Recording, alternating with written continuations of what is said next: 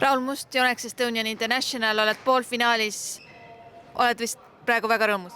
No ma olen väga õnnelik jah, et oli raskeid momente kõikides mängudes. Olen saanud 3 võitu ja selles mõttes loos ka veits nagu mängis minu kasuks, et mul olid jõukohased vastased ja nüüd poolfinaal on selgelt mulle korda läinud võistlus, nii et nüüd on hea pingevabalt näidata nagu ka võib-olla mängu, milleks ma võimeline olen. Maksim Morelsiga olete taga varem võitnud, mis täna otsustavaks sai? Ma arvan, et ma olin nagu enesekindlam ja võib-olla mu sellised üldised löögid on nagu täpsemad ja parema kvaliteediga ja siuke üldine mängutehnika ja see on nagu parem ja sealt ta teeb vist natuke rohkem vigu ja tal ei ole sellist relva, millega mind võita, nii et see oli võib-olla see, mille pärast ma ta võitsin ka.